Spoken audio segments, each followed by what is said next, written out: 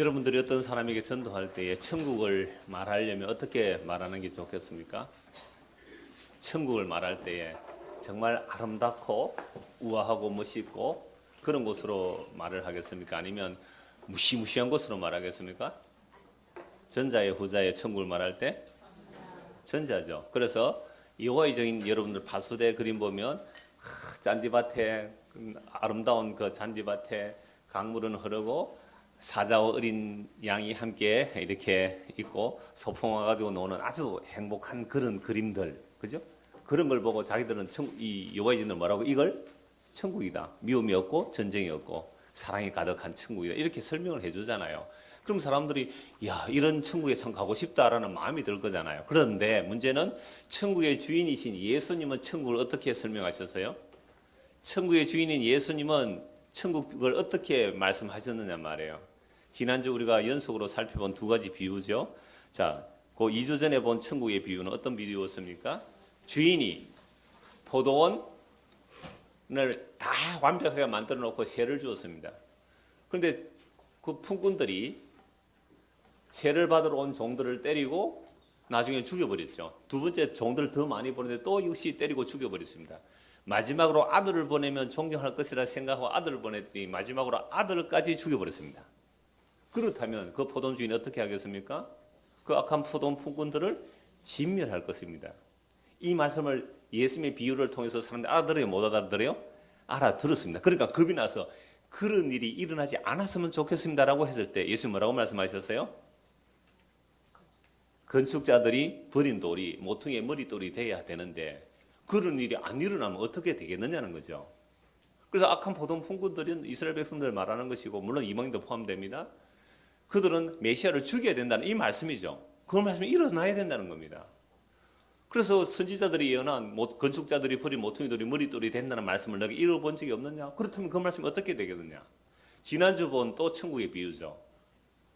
임금이 자기 아들을 위해서 잔치를 열어놨습니다. 초청을 하러 보냈습니다. 사람들이 나는 소를 사서 가봐야 된다. 나는 또 뭐 밭을 사서 오늘 품보러 가야 된다. 이렇게 저렇게 안 왔단 말이에요. 이 종들이 잔치는 준비되어 있고 임금이 잔치는 준비되어 있고 종들을 다시 보내죠. 그러니까 어떤 청함 받은 자들은요 그 종들을 때려서 죽이기까지 해버린 거죠. 그랬을 때 임금이 그 청함 받은 자들, 처음 청함 받은 자들 어떻게 해버립니까? 진멸하고 동네를 불살라 버립니다. 이걸 예수님께서 무슨 비유로 말씀하세요? 천국 비유. 여러분 그런 천국 비유 들어보셨나요?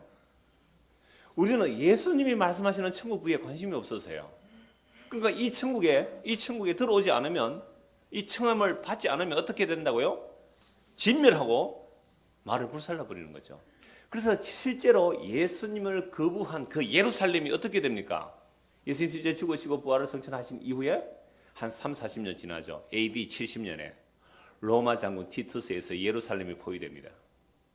그 성 불질러 버립니다. 그 성전 돌 위에 돌 하나 놓이지 않고 다 무너집니다. 어린아이들 바위에 매쳐버립니다. 정말로 예루살렘 성을 불태워버렸습니다. 무시무시한 말씀이죠. 예수님 그 말씀 알고 계시잖아요. 그렇게 될 걸 알고 계시잖아요. 예루살렘아 예루살렘아 너희가 평화에 관한 소식을 알았더라면 좋았을 텐데 너희들이 지금 귀가 가려져 있고 눈이 가려져 있구나.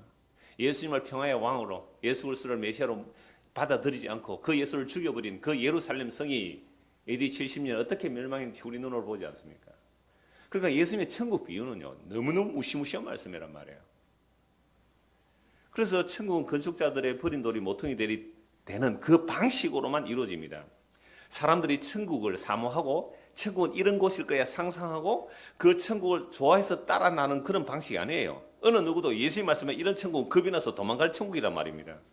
사람들이 원하는 그런 천국이 아니라 정말 사람들이 원하는 그런 천국관 때문에 예수님은 천국의 주인이 예수님 오히려 버림을 받아 모퉁이의 머릿돌이 되는 그런 나라가 하나님의 나라라는 거죠. 그래서 사람이 볼 때는요 기이하죠. 사람이 보는 때 너무 기이해요.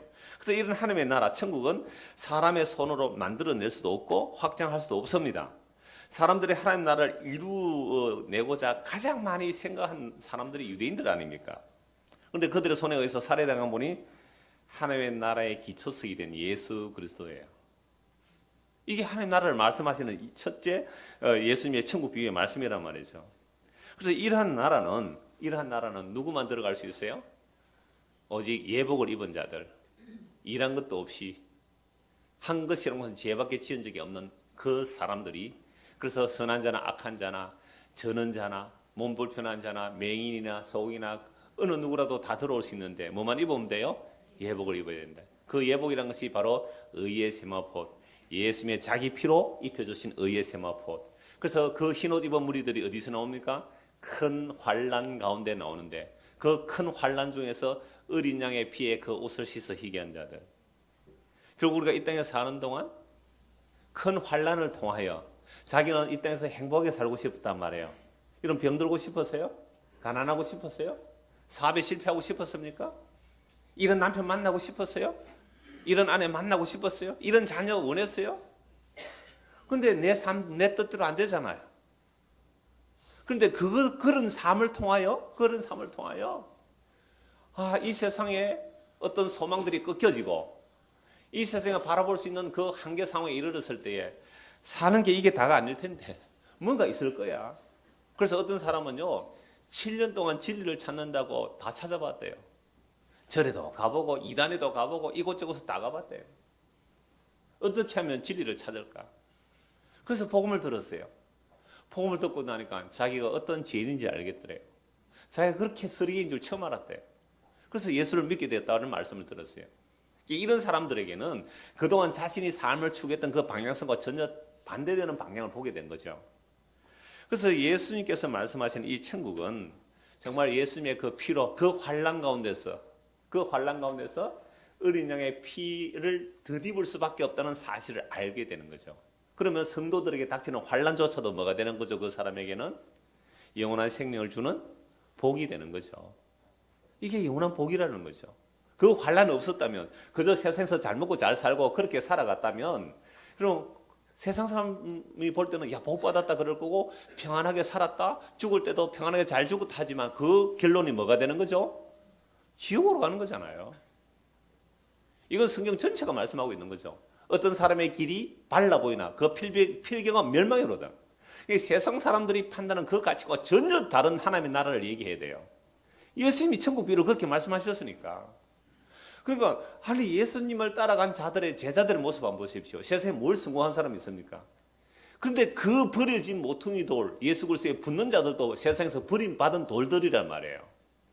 세상에서 승승장구한 사람들이 아니란 말입니다. 그래서 사람들이 이상하죠. 기이하도다. 적은무리여 두려워 말라. 하나님의 나라를 너희에게 주기를 하나님이 기뻐하셨느니라. 그럼 성경에 나오는 말씀이죠. 이거 다 우리 평소에 알고 있는 거죠. 근데 이런 말씀을 왜 자꾸만 잊어버리려고 해요? 내가 원하는 천국이 따로 있기 때문에, 내가 생각하는 행복이 따로 있기 때문에 그래요. 그래서 우리가 예수님의 말씀을 들으므로 나의 잘못된 천국관이 깨어지고 무너지고, 예수님의 말씀은 그 천국이 어떤지를 알고 믿게 되는 일들은 이건 정말로 하나님의 은혜로 그 성령의 도우심으로만 되는 것이지, 이건 뭐 사람이 설득한다고 요렇게든 믿어라 이제 내가 알았어요, 내가 딱 잘 알아들었으니까 이제 믿고 갈게요, 그것도 안 된단 말이에요.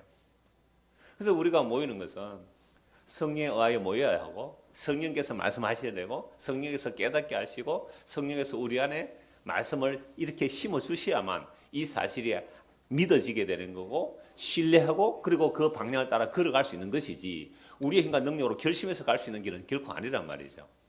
이걸 좁으면 좁은 길이라 그럽니다. 이제 오늘 본문을 보겠습니다. 자, 이렇게 세 가지 비유했죠. 세 가지 비유 말씀 후에 뭐 연결시켜 보아도 됩니다. 그래서 15절 이에 바리새인들이 가서 어떻게 하면 예수를 말의 올무에 걸리게 할까 상의하고. 이런 바리새인들은 율법을 생활 속에서 실천하는 사람들입니다. 하나님 나라를 기다리는 사람들입니다. 그런데 예수님의 말씀을 듣고 예수님을 말의 올무에 걸리게 하려고 한 이유가 뭐예요? 바리새인들에게 예수님의 말씀 뭐가 되어버린 거죠? 걸림이 된 겁니다. 예수님의 천국 비유의 말씀이 바리새인들에게 걸림이 되었단 말이에요. 이렇게 하면 천국 갈 줄 알았는데, 이러면 구원받을 줄 알았는데, 이러면 상 많이 받을 줄 알았는데, 예수님의 이 말씀을 들으니까 걸림이 되어버린 거죠. 그래서 어떻게 하면 예수를 걸려 넘어지게, 그러면 예수님의 말씀에 걸림이 되었다면 그게 걸려 넘어져서 깨어지고 회개하고 예수 믿어야 되는데 오히려 어떻게 하려고요? 예수를 제거해 버리려고 합니다. 이게 인간의 악함이에요. 진리의 말씀이 선포될 때 그 말씀에서 내가 꼼짝달싹 못하고 항복해야 될 지경에 이르면요, 사람들은요 어떻게 한다고요? 상대방을 죽여버린단 말이에요. 제가 종종 화상의 비유를 말씀드렸는데, 화상을 되게 심하게 입은 사람이 붕대를 풀잖아요. 화상 치료하고 붕대를 풀었을 때 그 일그러진 얼굴을 봤을 때 그거를 보면요, 뭘 깨버리는, 뭐 어떻게 하는 사람들이 그거를 깨뜨린대요. 자기 얼굴을 직시하지 않고 그거를 깨뜨려 버린다는 거죠. 그러니까 예수님은 거울이에요. 우리 앞에 딱 비춰주니까 세상에 그동안 율법 지켜서 율법에 의로 흠이 없다는 그들이 머리부터 발끝까지 문둥 환자임을, 나병 환자임이 드러나잖아요. 으악하고 자기도 쥐어 뜯는 게 아니라 어떻게 해요? 예수님을 찢어 발겨버린 거예요. 이게 십자가 사건입니다. 그러니까 여러분들의 자존심을 채워주고, 아이고 수고하셨습니다. 이 추운 날에 고생 많이 하셨습니다. 어제요, 그 어떤 분이 시간이 잘 안 맞아가 청소를 5층까지 해야 되니까 혼자서 한 서너 시간 하셨을 거예요. 또 한 분이 또 아프시고 두 분 나오시니까 제가 지켜봐서 한 5, 6시간 준비를 하시더라고요. 참 수고하셨습니다. 이렇게 좀 칭찬하고 설교를 해라 그러더래요. 제 아는 어떤 동기가 설교를 어떻게 해야 되냐면, 그렇게 수고한 사람들 칭찬을 쫙 해놓고 그래 놓고 설교를 해라 그러더라고요. 그렇게 못해서 죄송합니다.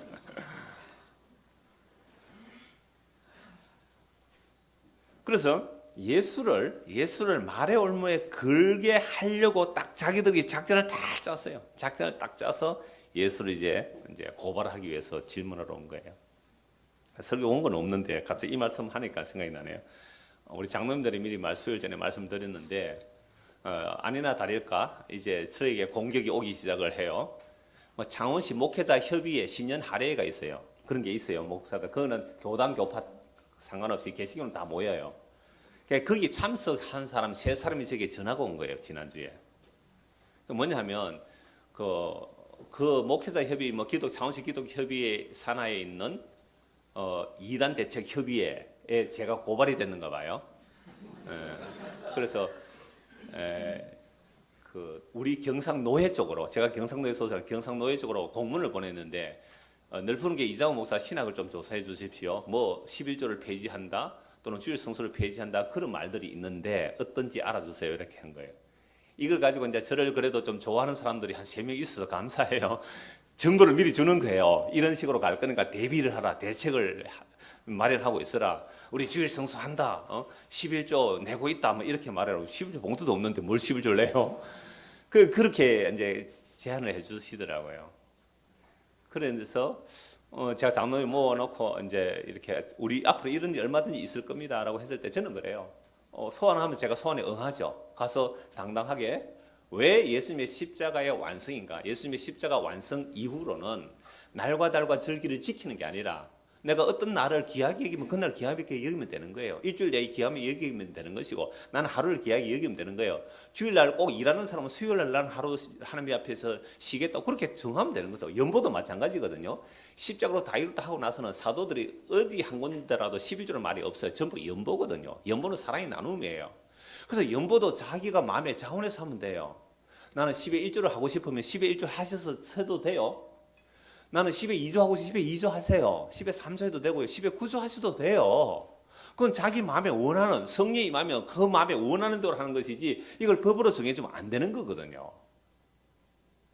그래서 사실은 고신교단에서도 합동해서 그렇지만 주일수도 11조 이게 예수님의 십자가로 완성됐다 해서 제명된 사람 많이 있어요. 대구에 실로암 교회도 있고 언약 교회도 있고 몇 곳에 있어요. 고신대 강사로 나가는 분들 가운데도 그렇게 제명이 된 분이 있더란 말이에요. 그래서 전에 그랬잖아요. 우리가 아주 미미하니까 이걸 10이라고, 외부 사람들이 많이 걱정을, 목사님 그렇게 설교하면 태클 걸어오는 거 아닙니까? 우리가 미미해서 그렇잖아요. 근데 왜 사람들이 자꾸 많이 와요, 그래? 그냥 자꾸 많이 오니까 세상에 6시까지 온다니까 이상할 거야. 2시간 반씩 걸려서. 그러면서 이제 우리 경상노회로 공문이 왔는데, 제가 또 얘기를 들으니까 서기 목사님이, 아니 당신 임의단체죠, 그 연합회 이런 것은. 그런데 어떻게 공식적인 노회에 어떤 특정 목사를 조사하러 가느냐, 이거 우리 받을 수 없다고 돌려보내면서, 정말로 문제가 있다면 이런 심각한 문제가 있다 녹취를 하든지 동영상을 확보하든지 증거를 가지고 우리에게 하면 조사할 의향이 있지만 이런 식으로 하는 것은 못 받는다고 돌려보냈다 그래요. 그건 일단은 됐어요. 그러나 앞으로 끊임없이 이런 문제는 나올 거란 말이죠. 그럼 어떻게 하겠어요? 불러가지고 딱 말의 올무로 잡으려고 할 거예요. 말의 올무를.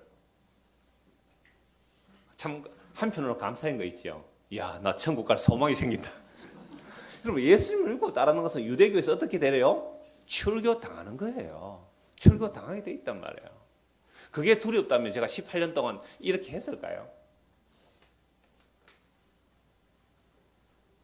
그래서 예수님의 말을 들은 자들이, 지금 바리새인들이 올무에 마음에 찔림이 있으니까 어떻게 하든지 예수를 걸려 넘어지게 하려고 하는 거예요. 16절 보십시오. 자기 제자들을 헤롯 당원들과 함께 예수께 보내어 말하되, 바리새파는 평신도 운동이니까 평신도 지도자들이 있을 거 아니에요. 그러니까 이 바리새인들 지도 계층에서 누구를 같이 보냅니까? 헤롯 당원들. 헤롯 당원은 이 사복음서 얘기 한 것만 나와요. 그러니까 뭐 에세네파 요 사람들 바리새파, 평신도 그 성경 율법 지키지 않은 운동주의. 그 다음에 사두개파는요, 부활을 안 믿는 사람들. 다음 주에 또 나와요. 사두개파는 현실 정치하는 사람들이에요. 그 다음에 사두개파, 그 다음에 에세네파, 굉장히 바리새파보다 더 바리새파가 에세네파에 있어요. 그 다음에 열심당원들, 젤럿 당원들, 이 사람들은 이제 자칼에서 칼 품고 다니는 자들이에요. 그러니까 막 로마의 요인들 암살하는 그런 열심당원들도 있었단 말이죠. 그러니까 이 열심당원들은요, 이 세금 거부 운동을 합니다. 로마의 세금 바치지 말자. 그래서 예수님 사후에도 유다라는 사람이 일어나서 로마의 세금 바치지 말자고 반역한 무리들이 일어나거든요. 그러니까 율법에 의해서도 이러한 세금이라는 것은 합당치 않아요. 자, 이러한 파당이 있는데 그 중에 바리새파하고 헤롯 당파하고는 전혀 서로 사이가 안 좋은 사이예요. 헤롯 당원은 누구 지지하겠어요? 헤롯 지지하는 유대인들 아니겠어요? 헤롯 지지하는 헤롯 당원들하고 바리새인들하고 둘이서 마음을 맞추어서 누구 잡으러 왔어요? 예수 잡으러 온 거예요. 어제의 적이 공동의 적을 만나면 오늘의 동지가 되는 거잖아요. 그래서 예수님께 질문하러 왔어요. 자, 16절. 자기 제자들 헤롯 당원들과 함께 예수께 보내어 말하되, 선생님이여, 우리가 아노니 당신은 참되시고 진리로 하나님의 도를 가르치시며 아무도 꺼리는 일이 없으시니 이는 사람을 외모로 보지 아니하십니다. 진짜 좋은 말 하죠. 이야, 정말 우리가 당신을 보니까 선생님은요, 참되시고 진리로 하나님의 도를 가르치시고, 그러면 믿어야죠. 이게 뭐예요? 입에 발린 소리를 하는 거죠. 하나님의 도를 가르치 아무도 꺼리는 일이 없으시니 이는 사람을 외모로 보지 아니하시다. 그러니까 그 사람을 외모로 보지 않는다. 높은 사람이라고 다르게 대하고 가난한 사람 다르게 대하지 않더라. 남녀노소 구별 없이 높은 자나 낮은 자나 다 하나님의 나라를 말 똑바로 전하더라. 그러면 믿으면 될 거 아니에요. 그런데 이렇게 딱 아부를 해놓고 하는 말이 17절입니다. 그러면 당신의 생각에는 어떠한지 우리에게 이르소서. 그러니까 예수님은 뭘 안 하시는 분이에요? 사람을 외모로 보지 않는다. 그러니까 가이사 황제라도 잘못했으면 잘못했다 그랬잖아요. 헤롯 보고도 뭐라 그래요? 여우라 그랬잖아요. 그러니까 당신은 똑바른 말 하는 줄 압니다. 여기서 욕말하고 저기서 존말하고 그렇게 안 한 줄 아니까 똑바로 우리에게 좀 가르쳐 주십시오라고 질문한 거예요. 여러분, 유대사에서 로마의 세금을 내는 것은 아주 민감한 문제예요. 유대사에서 로마의 세금을 내야 되느냐 안 내느냐 이 민감한 문제거든요. 이건 나중에 쭉 이스라엘 역사를 좀 살펴보겠습니다만은, 그러니까 우리나라 일제강점기 때에 일제에 세금을 내야 됩니까 말아야 됩니까? 민감한 문제지요. 이런 질문을 한 거죠. 그래서 만약에 세금을 내라라고 한다면 당신은 율법의 정신에 위배된다 해서 아주 모독해버리는 거죠. 사람들 떠나게 만들 수 있죠. 그러니까 세금을 내지 말라 그러면 뭐가 되는 거죠? 로마에 거역하는 반역자로 몰아낼 수 있잖아요. 굉장히 교묘하게 작전을 짜고 질문하러 온 거예요. 그러니까 인간이 질문 안에도 얼마나 이렇게 제약된 모습이 들어있는지 보게 됩니다. 그러면서 당신의 생각은 어떠한지 우리에게 이르소서. 가이사에게 세금을 바치는 건 옳습니까? 옳지 않습니까? 라고 질문을 합니다. 18절입니다. 예수께서 그들의 악함을 아시고, 그 질문을 그들의 속 의논의 공을 다 아시잖아요. 악함을 아시고 이르시되, 외식하는 자들아 어찌하여 나를 시험하느냐. 예수님을 테스트로 온 거죠. 19절. 세금 낼 돈을 내게 보이라 하시니 데나리온 하나를 가져왔거늘. 자, 데나리온. 이 데나리온은요, 그 하루 품삯하는 돈이 하루 품삯되는 동전인데, 요 데나리온 안에는 그 누구 형상과 무슨 글이 있느냐 하면 그 시저, 우리는 가이사죠, 가이사, 케사르, 가이사르.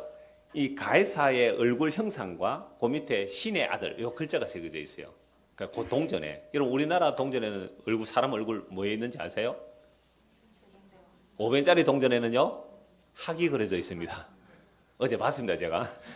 100원짜리 동전에는요, 세종대왕이 그려져 있어요. 세종대왕이 100원짜리 밖에 안 되는데. 그러니까 이 로마의 이 한 대는 돈 굉장히 큰 돈이에요. 하루 품삯이니까 하루 품삯. 여기에 누구 얼굴이요? 가이사의 얼굴상이 있고 그 밑에는 신의 아들, 이렇게 신의 아들, 이렇게 글자가 새긴 그 동전이에요. 그래서 유대인들은 이 동전을 굉장히 꺼려하는 겁니다. 10계명에서 뭐가 있어요? 형상금지. 형상금지에 형상이 새겨져 있잖아요, 동전에. 그래서 유대인들의 어떤 자존심을 건드리지 않으려고 대체 동전도 만들었는데요. 형상이 없는 단구리 동전을 만들어서 한 데나리온과 비슷한 동전을 만들어서 유대인들을 그걸 통용시키는 거죠. 그래서 그걸로 세금 내도 된대요.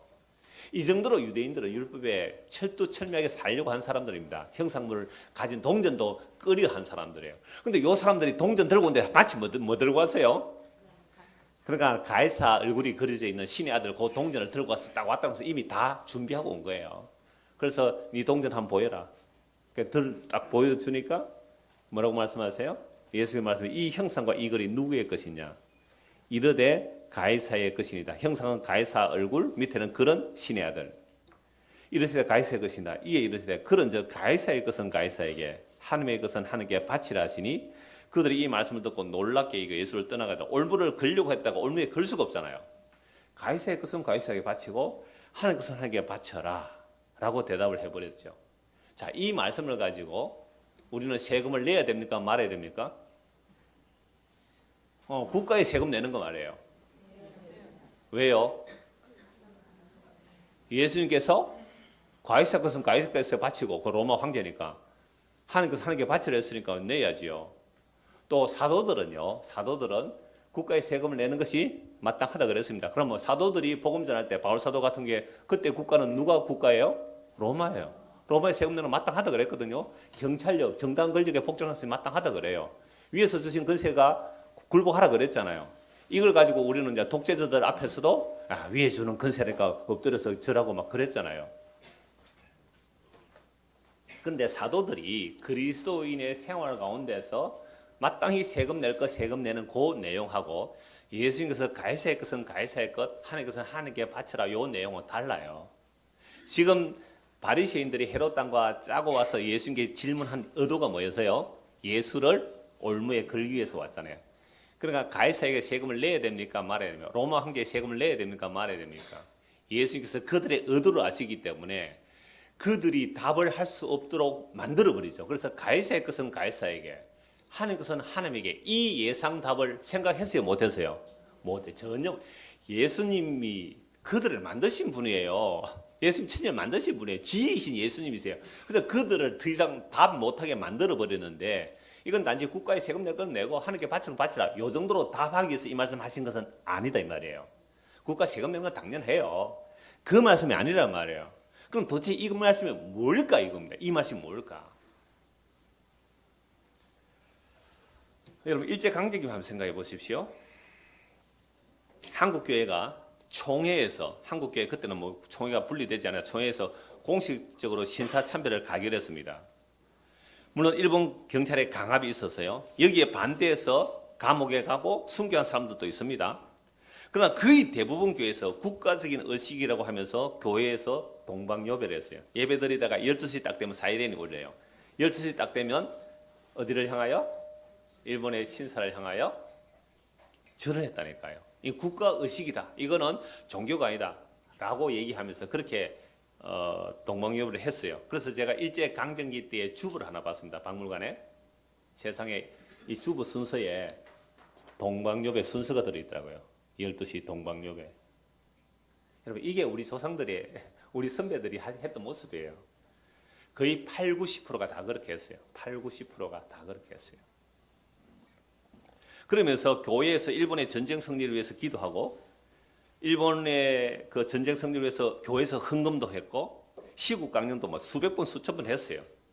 자, 이런 일에 앞장섰던 그 목회자들의 자녀들 가운데 아직도 떵떵거리며 잘 사는 사람들이 상당히 있습니다. 그래서 친일 인명사전 만들 때요, 친일 인명사전 만들 때 반대하는 사람들 많잖아요. 그래서 뭐 국민들이 이렇게 자발적으로 이렇게 돈을 내가 책을 만들어내기도 하고 그랬는데요. 자, 이러한 일제강점기의 수많은 교회 지도자들이 왜 또는 교회 지도자들만이 아니고 그냥 세상에 돈 많은 건세자들, 부자들이 왜 친일을 했을까요? 여러분, 대단히 지식층에서 친일한 사람이 많거든요. 지식층들이 왜 그랬을까요? 한국의 상황을 보고 뭐 능력이 있어서 유학을 가거나 일본을 본 거예요.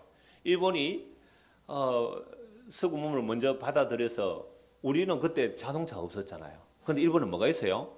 비행기를 만들었습니다. 군함을 만들었습니다. 그걸 한번 보고 나니까 우리는 죽었다 깨도 일본을 따라잡을 수도 없고 일본에게 붙어야만 우리나라가 살겠다는 그런 마음이 드는 거예요. 그래서 친일을 한 사람도 우리가 일본에 붙어야만 우리 한국을 보존하겠다는 애국심의 발로라니까요. 야, 지금 친일파는 굉장히 기분 좋겠다. 그런 마음으로 했다 그래요. 설마 이 일본이 망했느냐 생각이, 설마 이 일본이 망했느냐. 자, 바꿔서 생각해 보십시오. 로마 시대입니다. 여러분, 이스라엘 역사가 얼마나 많은 침략을 당했어요. 나라가 망했습니다. 바벨론 포로에서 돌아왔지만 400년 동안 나라도 제대로 유지 못하고 그렇게 살고 있을 때에 거대한 로마 제국이 이 유대 땅을 집어삼켰습니다. 로마가 망할 것을 생각했을까요? 물론 로마가 망할 것 생각하는 사람도 혹 있을 거예요. 하나님의 약속의 말씀만 믿고 로마를 의지하지 않은 사람도 있을 거예요. 그러나 대부분의 사람들은 로마의 치하에서 로마에 살아야지 어떻게 하겠느냐. 더 쉽게 오늘 우리식으로 말해봅시다. 여러분, 우리는 어디에서 삽니까? 대한민국에 살고 있죠. 대한민국에 살고 있죠. 여러분, 대한민국 사라지면 우리가 있을 수 있어요, 없어요? 대한민국이 없어지면 우리가 있어요, 없어요? 질문합니다. 대한민국이 우리가 있으니까 우리가 여기 살고 있죠. 대한민국이 없으면 우리가 있을 수 있어요, 없어요? 그래서 그러면 하나님이 우선이에요, 대한민국이 우선이에요? 저는 목사들이 이런 말 하는 사람 많이 봤어요. 그러면 예수님 당시에요. 자, 로마가 세계를 지배하고 있는데 또 유대를 지배하고 있어요. 그럼 로마가 있어야 유대가 유지된다고 생각하는 사람들이 얼마나 많았겠어요? 이 질문이에요. 근원적인 질문입니다. 가이사의 것은 가이사에게, 하나님 것은 하나님 것인지, 이게 도대체 무슨 말씀인지 오늘 말씀을 우리가 생각해 봐야 됩니다. 그러니까 지금 바리새인과 헤롯 당이 마음을 합해서 예수님께서 질문한 것이 뭐예요? 가이사의 세금을 내야 합니까? 말아야 합니까? 이 질문한 것 자체가 너는 지금 어디에 소속되어 있다? 가이사에게 소속되어 있는 놈이야, 이 얘기예요. 너는 지금 가이사에게 소속되어 있는 자다, 이 말입니다. 여러분, 마태복음 6장에서 하나님, 예수께서 말씀하셨잖아요. 사람이 두 주인을 섬길 수 없다 그랬어요. 하나님과 재물을 겸하여 섬길 수 없다. 나는 하나님도 섬기고 재물도 섬기다. 이 사람은 틀림없이 뭘 섬기고 있어요? 재물을 섬기는 겁니다. 나는요, 40%는 돈 섬기고 60% 하나님 섬기고. 아니요, 그럴 수가 없어요. 이걸 이미 생각하고 있다는 것 자체가 이미 이 사람은 뭘 섬기고 있어요? 재물을 섬기는 것이지 하나님을 섬길 수 없어요. 두 주인을 못 섬긴다. 우리 인간은 균형을 못 맞춰요. 그래서 하나님 50%, 재물 50% 이것도 안 됩니다. 우리는 두 주인이 있다는 것은 반드시 한쪽은 미워하고 한쪽은 사랑하게 돼 있어요. 근데 우리는 전부 포장하지요. 여러분, 돈 사랑합니까? 하나님 사랑합니까? 이거 물어볼 필요가 없는 거예요. 돈 사랑합니까? 하나님 사랑합니까? 그러니까 우리는 어려서부터 돈 사랑하는 것이 일만하게 뿌리다는 것을 교육을 받았잖아요. 말씀을 통하여. 그러니까 돈 사랑한다 하면 너무 뭐예요? 너무 아주 신앙 없는 그런 세속적인 사람으로 보이니까 하나님을 사랑하지요. 돈은 조금 사랑하고요. 전부 이래요. 이 갈등 안 하신 분 계세요? 이 갈등. 여러분, 돈이냐 하나님에 대해서 갈등 안 하신 분 계세요? 헌금할 때, 연보할 때 이거 그 고민 안 하신 분 계세요? 예배당 옮깁니다. 좁아서 안 되겠습니다. 당장 뭐가 갈등이 돼요? 내가 얼마 헌금해야 되지 이거? 당장 나온단 말이에요. 그러니까 그런 사람은 지금 누구 섬기고 있어요? 돈 섬기고 가이사 섬기고 세상 섬기고 있는 거예요. 이 세상 신에 붙들려 있는 거란 말이죠. 예수님 말씀이 그 말씀이에요. 네가 가이사냐 하나님이냐 네가 선택할 수 있는 문제인지 아니? 그 질문하는 것 자체가 너는 지금 두 주인을 섬기고 있고 두 주인을 섬긴다는 하나님을 버리고 너는 돈을 사라는 거야. 이 말씀하신 거예요. 여러분 이스라엘 백성들에게는 세상에서 통용되는 왕이 필요 없는 민족이에요. 출애굽한 이스라엘 백성들이 율법을 받았습니다. 율법을 주신 분이 정말 대왕, 이스라엘의 왕이에요. 진짜 왕이에요. 세상의 왕처럼 눈에 보이지는 않지만 왕이 주신 율법이 있습니다. 왕이 주신 말씀이 있어요. 율법이다 말씀들이 더 정확해요. 율법들보다는 말씀들. 왕이 주신 말씀이 있기 때문에 왕이 필요 없어요. 그 말씀을 전해주는 누구만 있으면 돼요? 제사장만 있으면 돼요. 그래서 이스라엘 백성을 출애굽할 때 무슨 나라를 만들기 위해서 출애굽을 시켰어요? 제사장 나라. 창세기 출애굽 19장 6절. 이스라엘은 특이한 나라여야 돼요. 다른 나라는 다 뭐가 있어요? 왕이 있어요. 근데 이스라엘은 왕이 없어도 되는 나라. 누구만 있으면 되는 나라? 제사장이 있으면 되는 나라. 그래서 제사장 나라를 세운 거예요. 놀라운 거예요. 제사장 나라를. 그래서 제사장 나라를 세우기 위해서 이스라엘 백성을 출애굽시켜서 약속의 땅에 들어가게 하시는데 모세가 죽고 여호수아가 인도가 되어서 약속의 땅에 들어놓습니다. 그래서 가나안 정복하고 여호수아가 죽을 때에 누구를 안 세우고 죽어버립니까? 후계자를 세우지 않습니다. 후계자를. 왜요? 약속의 땅에 들어왔으니까. 우리의 영원한 왕이신 하나님께서 여호와 하나님께서 아브라함, 이삭, 야곱에게 약속하신 대로 우리를 애굽에서 430년 끄집어내셔서 광야를 지나고 약속에 심어놨기 때문에 이 약속의 땅에 하나님은 왕이시다. 여호와 하나님이 우리의 왕이시다. 그러니까 그분의 말씀만 들으면 된다고 여호수아가 후계자 세우자고 죽어버렸단 말이에요. 그럼 이제는 누구 믿고 살면 돼요? 하나님의 약속. 주어진 말씀이 있잖아요. 이 말씀 믿고 살면 돼요. 그러면 왕에게 세금 바칠 이유가 있어요? 없어요? 없어요.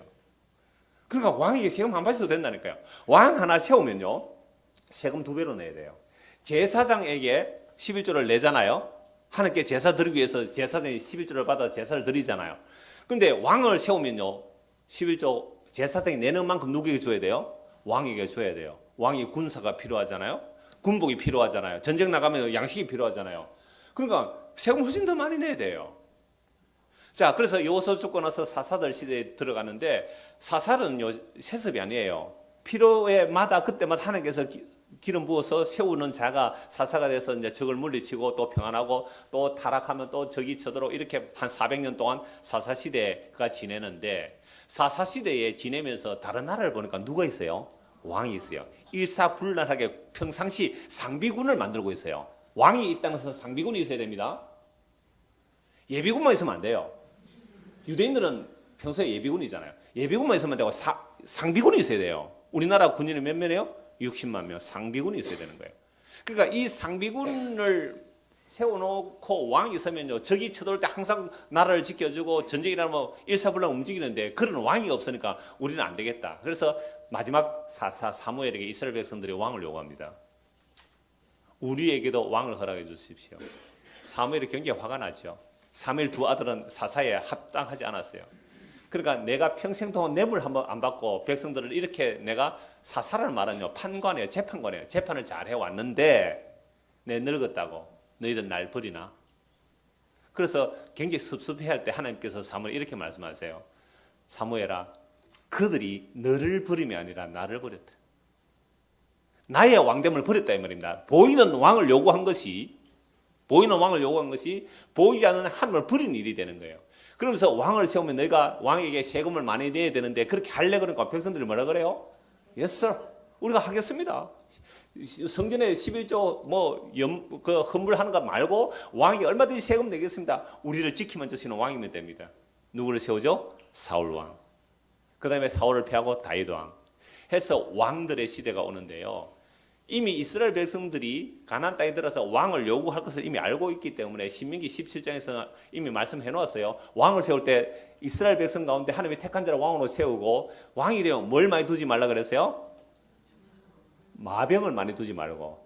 왕은 마병이 있어야 힘 있는 거 아니에요. 탱크 무기가 많아요. 그 다음에 뭐요? 은금을 많이 두지 말고 아내를 많이 두지 말라. 고대의 왕은 마병이 많아야 되고 은금이 많아야 되고 아내가 많아야 힘 있는 왕이에요. 정략 결혼을 많이 해야 돼요. 왕 재밌겠어요? 재미없겠어요? 무슨 재미로 왕해요? 이런 왕? 우리나라는 대통령 하고 싶은 사람이 수십 명이에요. 이렇게 욕 얻어먹는 대통령을 그렇게 하고 싶은가 봐요. 그 다음에 더 중요한 게 있어요. 왕이 되면 율법책을 등사하여 옆에 두고 늘 그걸 읽어야 돼요. 그럼 이스라엘 왕이라는 것은 자기 뜻대로 할 수 있는 게 하나도 없어요. 율법이 헌법이거든요. 그럼 이 말씀대로 백성을 다스려야 되니까 자기 뜻대로 할 게 하나도 없어요. 이런 왕을 허락해라. 근데 이런 왕이 있었어요? 없었어요? 없었어요. 다윗이 조금 흉내를 냈어요. 솔로몬 완전히 반대했잖아요. 그래서 이스라엘에 이런 왕들이 없었기 때문에 나라가 망해요. 남북이 나눠지고 북쪽은 아수르만 남은 바벨론 망했습니다. 바벨론에 망해가지고 하나님의 약속은 그들이 나라가 망해도 하나님의 약속은 망하지 않거든요.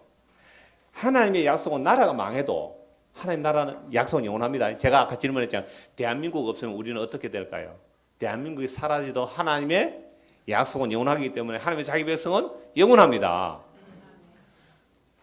여러분 국가라는 것은요. 여러분 국가에 대해서 공부 좀 하십시오. 이미 철학자들이 공부해놨고 정치가들 다 공부해놨 그 국가가 뭔지를 리워야단입니다. 리워야단.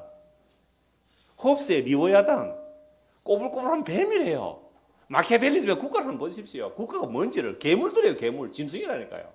요한계시록의 짐승이라니까요. 국가가. 얼마나 깡패짓을 하는데요. 근데 이 국가에서 목숨을 바치겠대요.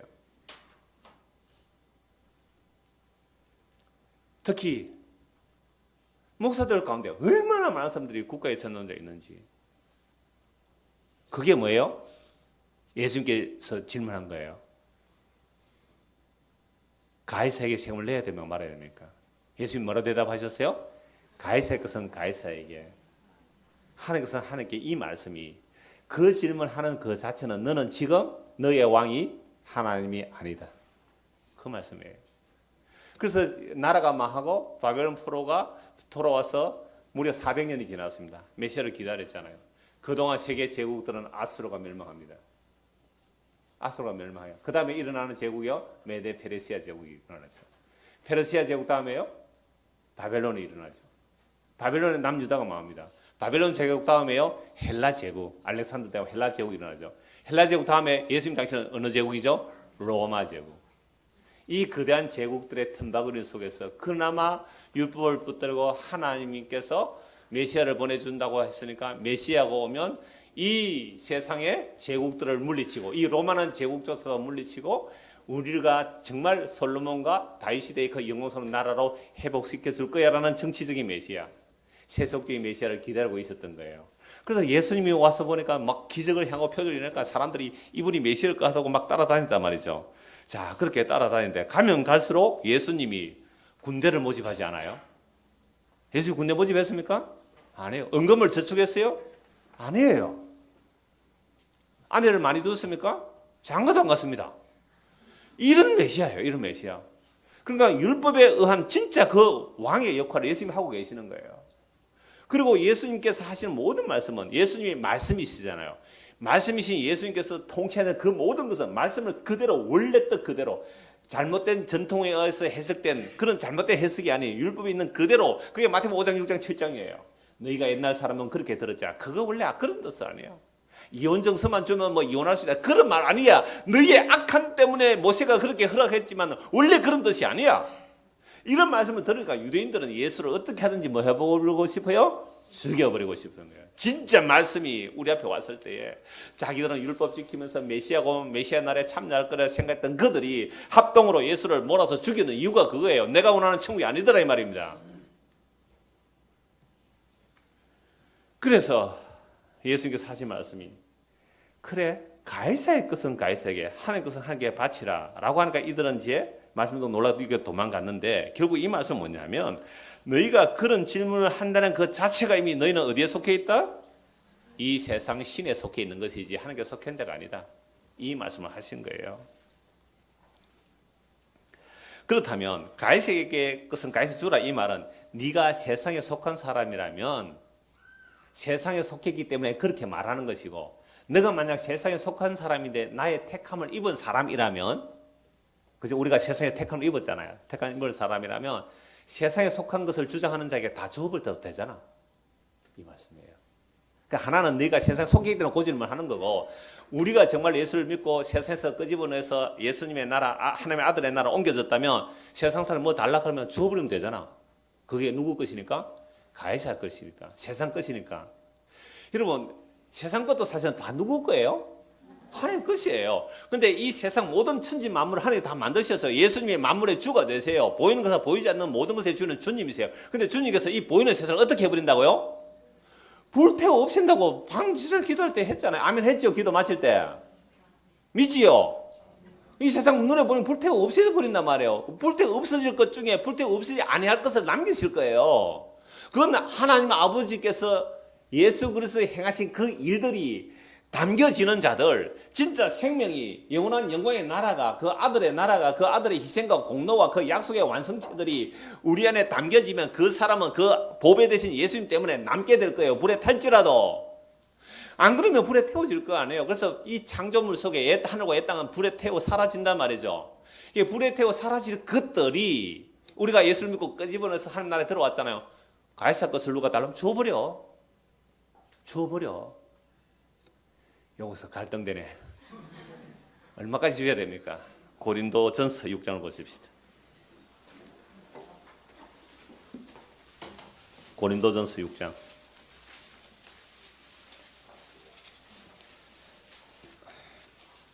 1절부터 보겠습니다.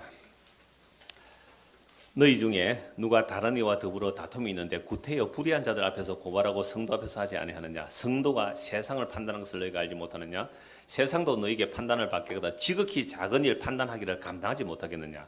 우리가 천사를 판단할 것을 너희가 알지 못하느냐? 그러하거든 하물며 세상 일이랴. 우리가 앞으로 뭘 판단한다고요? 앞으로 지금도 그래요. 무엇을 판단하는 사람들이요? 세상을 판단하는 자고 누구도 판단해요? 천사들만 자. 물론 타락한 천사들이겠죠. 그들 천사들조차 판단할 자가, 재판할 자가 누구예요? 성도예요. 그런데 우리가 이런 성도가 교회에서 아주 가볍게 이기는 세상의 재판관들에게 가서 재판을 받으려고 하느냐? 이걸 가지고 이제 고소파가 있고 반고소파가 있어요. 고신이 교단 하나 나눠질 때도 옛날에 고소할 수 있다, 고소할 수 없다 이래가 교단이 또 나눠진 적도 있어요. 자, 우리가 천사를 판단하는 것을 너희가 알지 못하느냐? 그러하거든 하물며 세상 일이랴.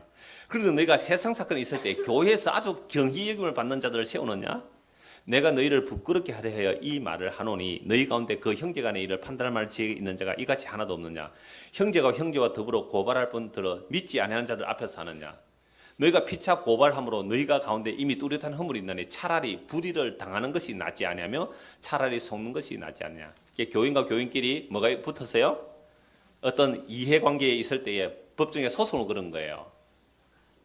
너희는 불의를 한 거 속이는구나. 그는 너희 형제로다. 불의한 자가 하나님 나라를 유업으로 받지 못하는 줄을 알지 못하느냐. 미혹을 받지 말라.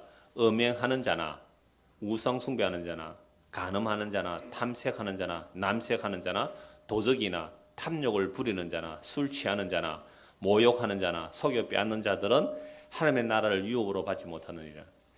하나님의 나라를 유업으로 받지 못하는 자들이 하는 짓이 뭐예요? 불의. 그죠? 불의가 뭐예요? 음행이죠. 음행은 남녀간의 성적 음행도 음행 맞아요. 분명해요. 그리고 예수님보다 다른 것을 더 사랑하는 것도 음행입니다. 우상숭배가 뭐예요? 오늘 오후에 말씀드립니다만 우상숭배 뭐예요? 형상물에 절한 것만 우상숭배 아니에요? 탐심이 우상숭배예요? 그러면 어떤 사람이 예수 믿는 사람이 같이 형제라고 하면서 어떤 재산상 손해했을 때 법정에 고소했습니다. 왜 고소했어요? 자기가 손해 안 보려는 그 마음 때문에 고소했잖아요. 그게 탐심에서 나오는 거죠. 그 다음에 간음, 음행 간음 같은 거예요. 간음이라는 것은 두 개 같이 생각해야 돼요. 성적인 문제로 간음도 되지만 그리스도 외에 다른 것을 더 그리스도 사랑하는 게 간음이에요. 세상 사랑하는 게 간음이란 말이죠. 세상 사랑이 간음이에요. 그 다음에 탐색하는 자, 색을 탐하고 남색하는 자, 동성연애죠. 도적, 탐욕, 술 취하는 자. 몇 사람 걸립니다 지금. 술 취하는 자. 나는 술 취하지 않는다. 술 안 취하는 사람이 있어요. 술 한 잔만 생각이 나도 그 사람 이미 알코올 중독이에요. 술 취하는 자 끊으세요. 기도하세요. 아니면 약을 드시더라도 끊으세요.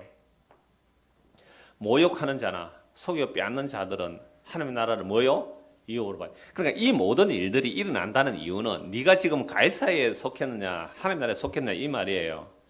자, 그래서 지금 예수님께서 가이사의 것은 가이사에 하나님 것은 하나님께서 이 말은 바울 사도는 어떻게 해석해 버려요? 어떤 사람이 세상에 속한 것 때문에 소송 걸었다면 어떻게 하라고요? 차라리 줘버리라. 차라리 줘버리라. 가이사에 속한 건 가이사에 줘버리라. 이 얘기예요. 줘버리라 그냥. 그리고 교회가 분쟁이 일어날 때에 분쟁일 때 어떤 사업이 일어날 때 대부분 뭐 가지고 싸움합니까? 진리 문제일까요? 돈 문제일까요? 거의 돈 문제일 거예요. 거의 돈 문제더라고요. 그럴 때 어떻게 하면 돼요? 줘버리라. 줘버리라. 우리 노예 안에서도 그런 일이 있었어요. 어떤 소송, 법정 소송 문제가 있었어요. 하여튼 시끌시끌했어요. 어떤 나이 드신 목사님이 차라리 그거 묻고 떨어지도록 줘버리라 그랬어요. 줘버리라. 그랬더니 안 됩니다. 고발해야 됩니다. 고발했어요. 법정 소송비용은 나리고 아무 효과 없었어요. 줘버리라 그냥. 이게 가이사의 것은 가이사에게, 하나님 것은 하나님께서. 그러니까 우리의 왕이 누구냐의 문제잖아요. 우리의 왕이. 그러니까 요걸 이해관계를 따지고 시시비비를 가리고 요게 손이냐 이이냐 이것은 아직도 누구에게 사로잡혀 있는 거예요? 이 세상 신에 사로잡혀 있기 때문에 예수께서 가이사에게 세금을 바쳐야 될 거예요? 말아야 할까요? 단지 세금 내고 안 내고 문제를 아니고 예수 뭐라고요? 네 소득이 어디 있냐 이 말이에요. 네 소득이 어디 있냐. 우리가 머리 아프고 힘들고 어려워하는 이유가 뭐예요? 결국은 이 세상에 있는 것들을 얼마나 더 확보하고 가지려고 하는 거에 따라 힘들고 어려운 거예요. 그거 어차피 없어질 거. 그래 네 가져가 라고 해버리자 이 말이에요. 그게 가이사건 가이사 줘버리라. 네가 하나님께 속했다면 하나님께서 너를 안 놓으면 되지 않느냐는 겁니다. 두 것만 보고 말씀 한번 해야죠. 이거 그냥 너무 잘하는 말씀만 제가 한번 읽어드릴게요. 요한일서 2장 15절 17절입니다. 이 세상이나 세상에 있는 것들을 사랑하지 말라. 누구든지 세상을 사랑하면 아버지 사랑이 그 안에 있지 않아요. 지금 바리새인들이 하나님을 사랑해요? 그 사람 평소에 하나님 사랑해요? 세상 사랑해요? 아니 바리새인들이 평소에 자기들의 생각으로는 하나님을 사랑한다고 율법을 책도처럼 지켰잖아요. 그런데 그 속은 뭐였어요? 세상 사랑, 돈 사랑, 사람들에게 칭찬받는 거, 명예받는 거. 이거 마태복음 23장에 바리새인들 얘기 다 나와요. 작은 체에 가면 어디 앉고 싶어요? 높은 자리에 앉고 싶고 돈을 사랑하고. 이게 바리새인의 외식이에요. 그런데 저거는 몰라요. 율법 지키니까 나는 하나님 나라에 들어갈 사람이고 우리가 하나님 나라 백성이야. 예수님 보실 때는 뭐예요? 너희가 지금 가이사에게 속해 있고 세상신에 속해 있단 말이죠. 왜? 세상 사랑하니까. 이 세상이나 세상에 있는 것들을 사랑하지 말라. 누구든지 세상을 사랑하면 아버지의 사랑이 그 안에 있지 아니하니 이는 세상에 있는 모든 것이 육신의 정욕과 안목의 정욕과 이생의 자랑이 다 아버지께로부터 온 것이 아니요 세상으로부터 온 것이라. 이 세상도 그 정욕도 지나가되 오직 하나님의 뜻을 행하는 자는 영원히 거하느니라. 하나님 뜻을 행하는 자가 어떤 사람이에요? 예수 믿는 사람이에요. 하나님 뜻을 행한다는 것은 예수 믿는 거예요. 예수 믿는다는 말은 나는 세상 믿지 않습니다. 나는 돈을 믿지 않습니다. 나는 세상이 영원하지 않고 불타 없어질 것을 나는 믿습니다. 나는 예수님이 영원하신 분이고 예수님 나라가 영원하시고 예수님 말씀이 영원한 것을 내가 믿습니다. 나는 나의 행위를 믿을 수가 없습니다. 이게 하나님 뜻대로 행하는 자예요. 이런 사람은 영원히 거한다 그랬잖아요. 그러니까 가이사의 것은 가이사에서 하나님 것은 하나님 것이란 말은 네 지금 소속 어디 있느냐? 너 소속 어디 있느냐? 오늘 우리에게도 물으세요. 우리의 소속이 어디 있느냐고. 한 것만 보고 말씀 마무리하겠습니다. 요한복음 19장을 보시죠. 요한복음 19장입니다.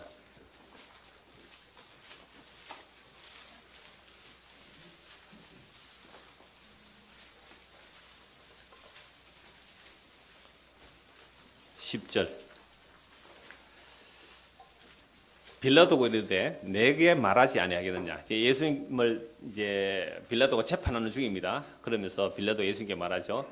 내가 너를 놓을 권한도 있고 십자가에 못 박을 권한도 있는 줄 알지 못하느냐. 빌라도가 착각하는 거예요. 지가 예수를 놓아주고 죽일 수 있는 권한이 있다고 생각하는 거예요. 예수님 뭐라고 대답하세요? 11절 예수께서 대답하되 위에서 주지 아니하셨다면 나를 해할 권한이 없었으리니. 그러니까 네가 나를 뭐 십자가에 넘겨주는 건 네가 하는 게 아니다. 위에서 허락해서 일어나는 일이다.